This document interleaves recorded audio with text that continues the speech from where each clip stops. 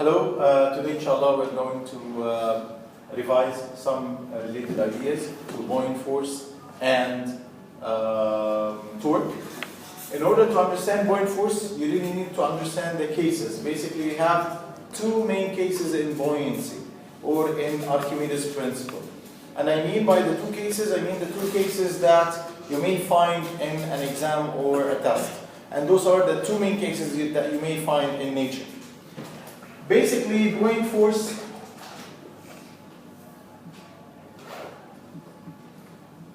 is an upward force for an object that is submerged in water. Any object that is in a fluid, it basically experiences a certain type of an upward force that we call buoyant force. The two cases that I'm talking about, object could be floating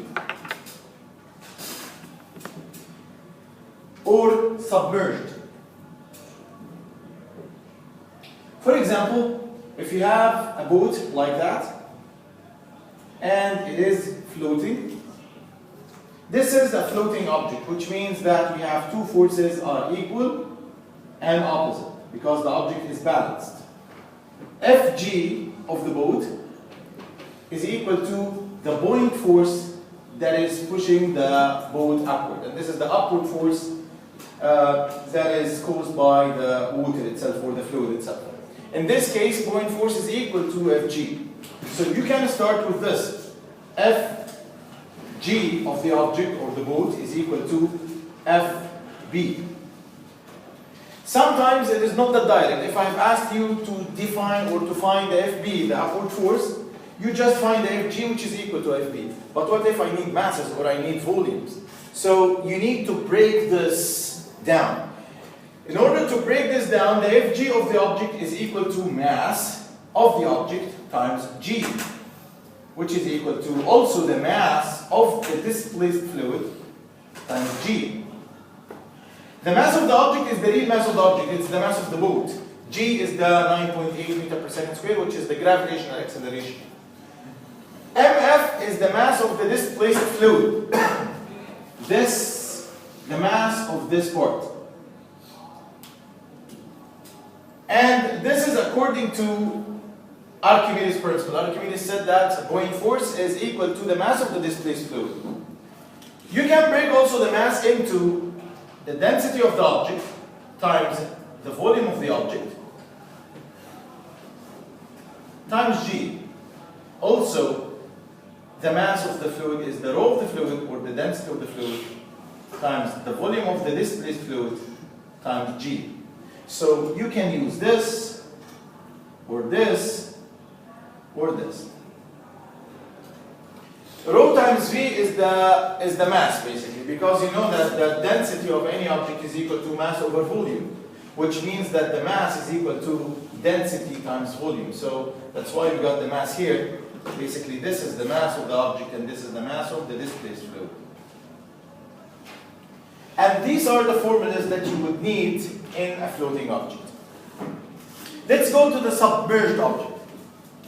In the submerged object, suppose that this is our boat and this is the water. It will be submerged down the water, which means that if G of the boat or of the object is more than Fb, so the object is not balanced anymore, which means that Fg is more than Fb. And this difference is Fg minus F apparent is equal to Fb. So you can use this formula to find the buoyant force acting in the object. Fg is the weight of the object on the dry land, which is the real weight. Apparent weight is the weight of the object in the fluid, and Fb is this buoyant force. To give you a visual example, if I have a mass like that attached to a spring scale, so this is the weight of the object, we call it the real weight. If I submerge this mass in water or in any other fluid, it will experience this weight. let's say that this real weight is 100 newtons. This would be, suppose that it would be 80 newtons. So this is what we call the real weight, or FG, real. And this is the apparent weight. The difference between this weight and this weight is FB. So the difference between the real weight and the F apparent is FB, which is the point force or the outward force.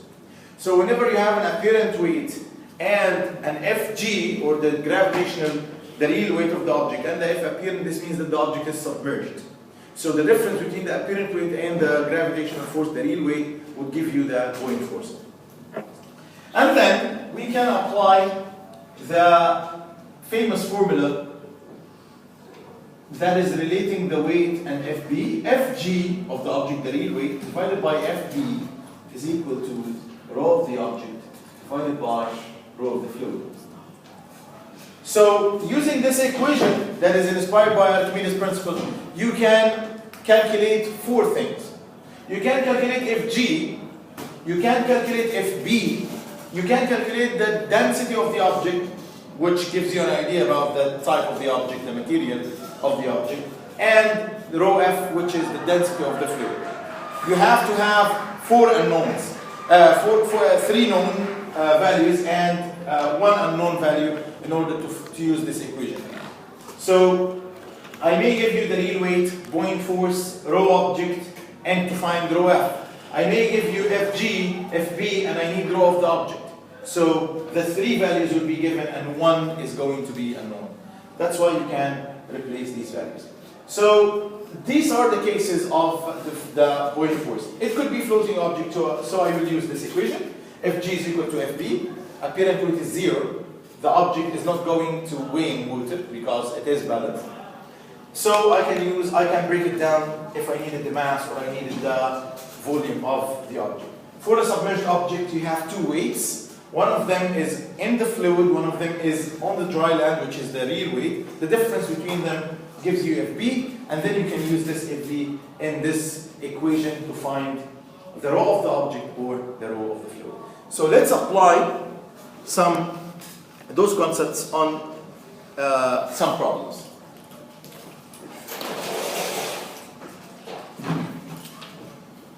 So in this problem,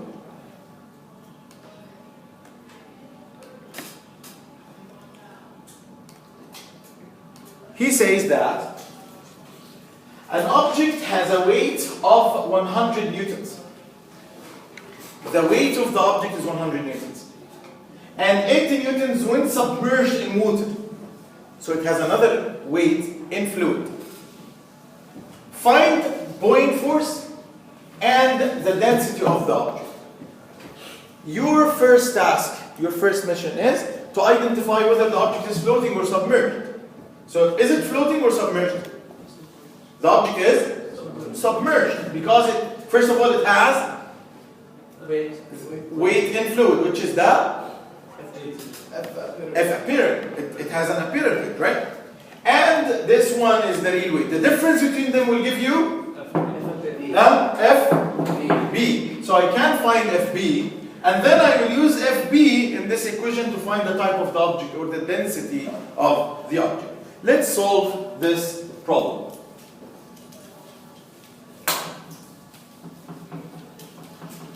So he says that an object has a weight of 100 newtons. So the real weight of Fg is 100 newtons.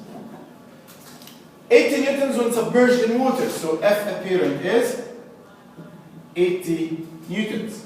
He says find Fb, which is Buoyant force, in newtons, and find the density of the object, which is the rho of the object. Right? I believe that it is a very logic sequence, because I'm going to find Fb first. Fg minus F apparent is going to be equal to 100 minus 80, which is 20 newtons. Right? And then, this 20 newtons is up, right? Right? And then I will use this famous equation, Fg over Fb is equal to raw object over raw fluid. Which means 100 divided by 20 is equal to raw of the object divided by, it is submerged in water. I'm giving you the raw of the water, which is 1000. By cross multiplication, you will find out your raw of the object, or the density of the object. So let's have another problem that deals with a floating object. In this problem, he says that a 400 newtons boat, this is the weight of the boat, because it is in newtons, floating on the surface. So he mentioned that it is floating. I'm going to think of case 1, which is the floating object. What is the boat's buoyant force and what is the apparent weight? If the density of the boat was 700 kilograms per meter cube, find the volume of the boat. So I have here many givens and I have many questions as well. So let's try to analyze our situation. First of all, it's a floating object. So I will just write my main theme here, which is it's a floating object. Write all what you know about floating object. The floating object should have FB is equal to, or let's start with FG. FG is equal to FB, right? Right? Which means that FB is going to be equal to 400 newtons. Thank you. This is first given. And then, what is the apparent weight of the object? What do you think? The object is floating. What is its apparent weight? 0. 0. So F apparent is 0. Newtons. And it's 0 newtons because the object is floating. Right? Finally, he gave me the density of the boat. So I know the density of the boat, the row of the boat. Let's erase this part. The density of the boat, row object, is equal to 700 kilograms per meter cube. He needs the volume of the boat. What is the relationship between volume and row? The density and volume. Is there any direct relationship? Yes. What do you think? Density equals mass over volume. Density is equal to mass over volume. What do you want to find in this question? You want to find volume. What should be given? The mass and the row. Row is obvious. It is 700. So 700 is equal to something divided by volume. Do I have the mass? Yes. We need to divide the 400 newtons by 9.81. Amazing. So the 700 newtons basically is the weight of the object. Can I get the mass out of the weight? By divided by 9.8. So divide the 400 by 9.8 to find the mass. 400 divided by 9.8, it should be equal to 40.8 kilograms. The mass is in kilograms, but the weight is in newtons because it's a downward force. So the 700 will be equal to 40.8 divided by V by cross multiplication. So the V would be equal to 48,700. How much? 0.05. 0.05. What is the unit? Meter cube. Meter cube. Amazing. Because it is a volume. And that's it. We found 3 basic values. We found, first of all, FB using the floating theme. Then we found the volume of the volume of the object using rho equals mass divided by volume. These are the main types of problems that you may find. Floating object or submerged object, apply the formulas related to both, and that's it. So your real mission is to identify whether the object is submerged or the object is floating, and then you can apply the related values. Thank you very much.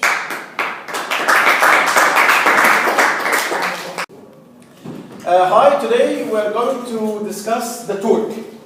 And the torque is the cousin of work. In order to remind you of the work is any force that causes translational or linear displacement. So work is equal to F d cosine theta.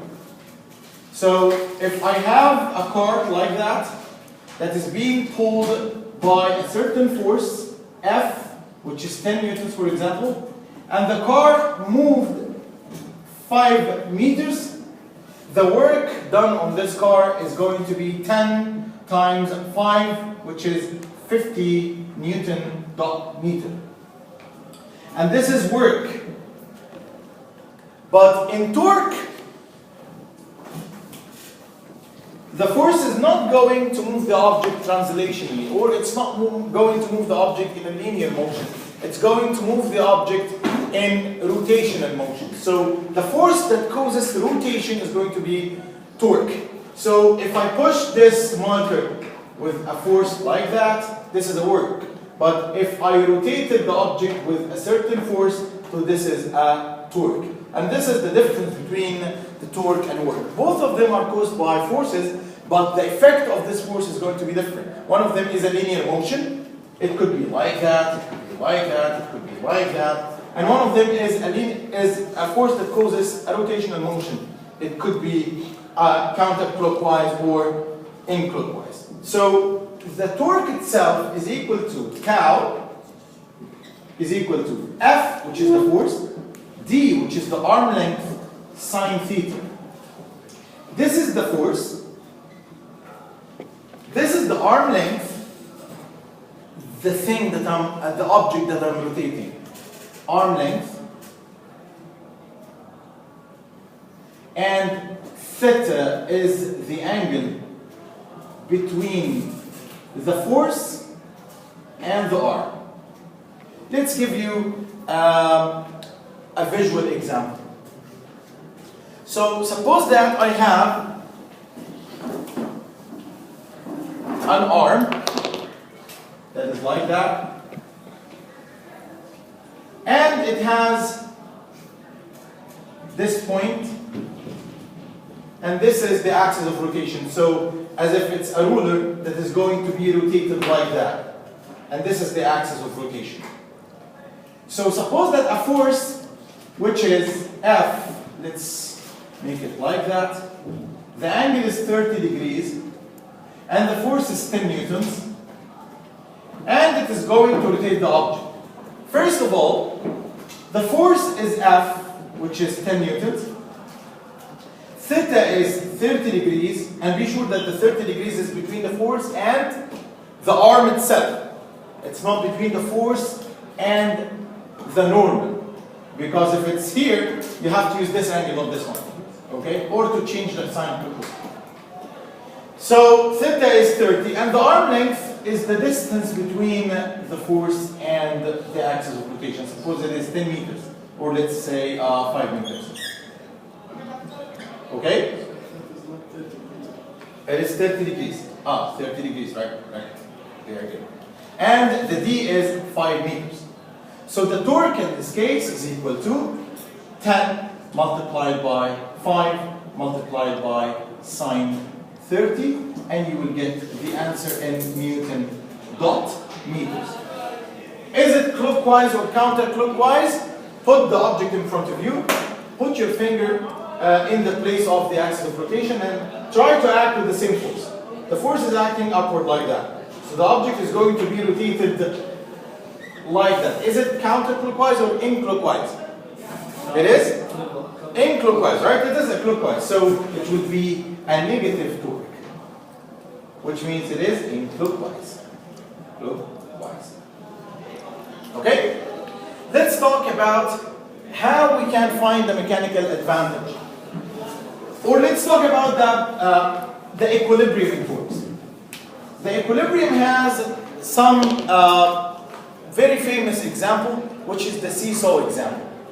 We always say that, suppose that you have a seesaw like that, and you have a fulcrum, which is the axis of rotation, and you have a father here,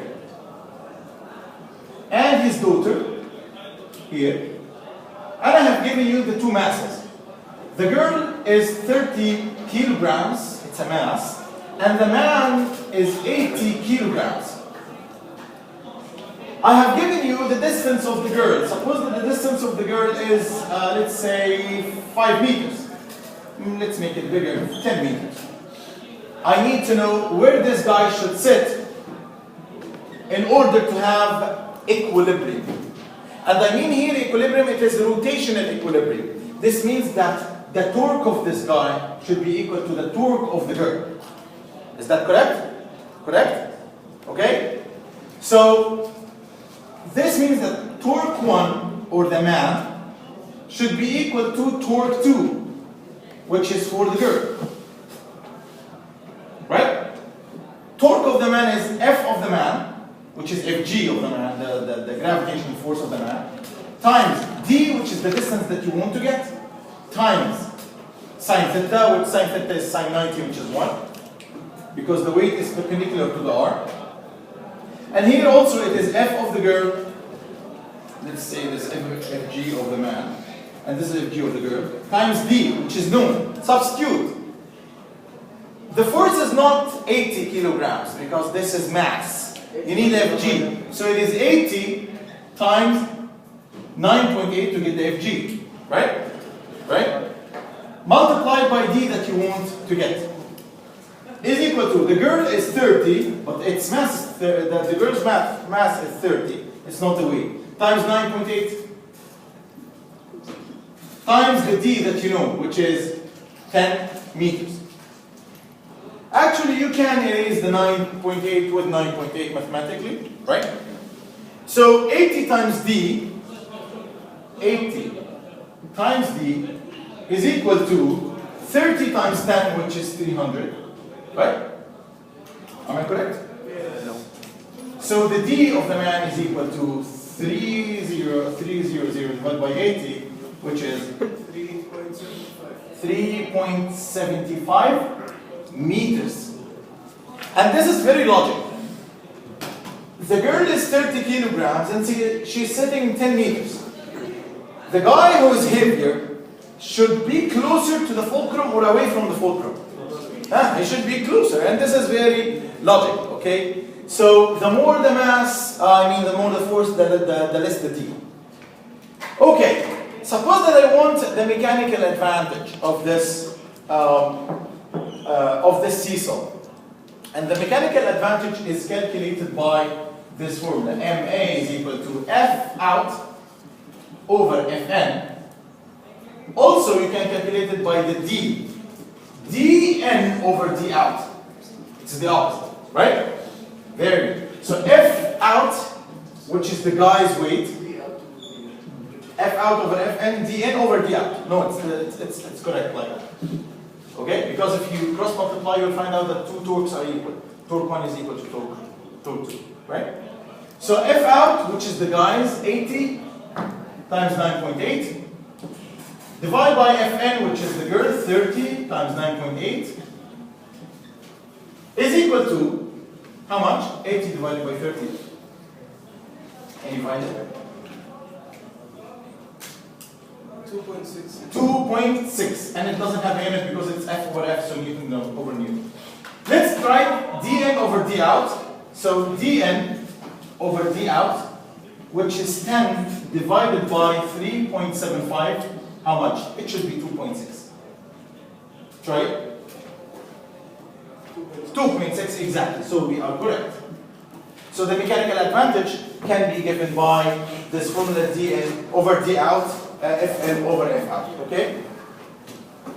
Let's find the efficiency of the machine. And the efficiency of the machine, is the work out over work in. The work out over work in, which means, let's erase this.